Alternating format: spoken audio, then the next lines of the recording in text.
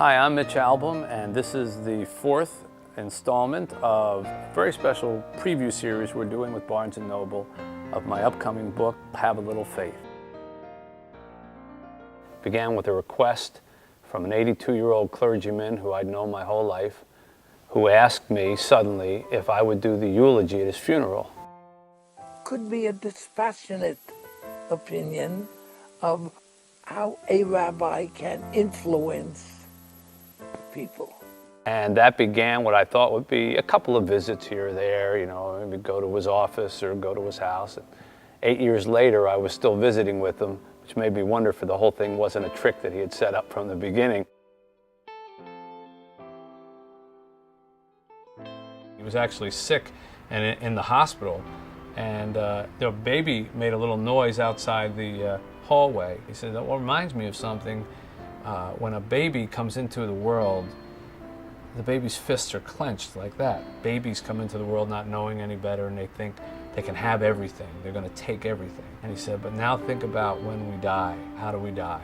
And he opened his hands, and he said, "Like this.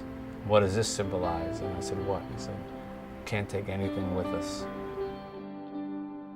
And I think that made a huge impression on me.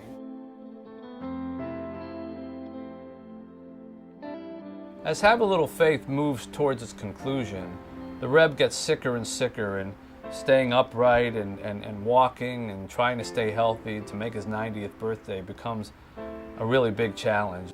Every human being, practically without exception, at the moment of death, will say, "I wish I could have done this, done that, or been this, or been that." Yeah. You can only do what you can do.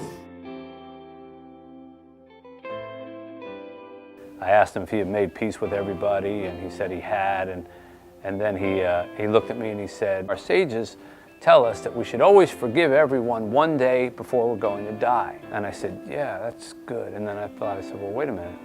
How do you know it's the day before you're going to die?" And he looked at me and said, "Exactly."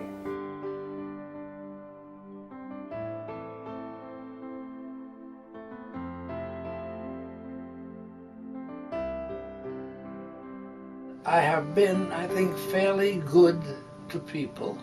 And so, Ribono Shel Olam,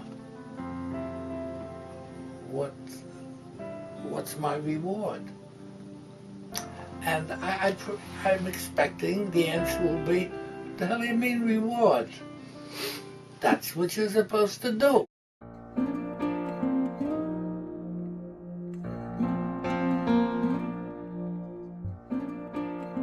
I think I learned to see them as not only men of God, but as men.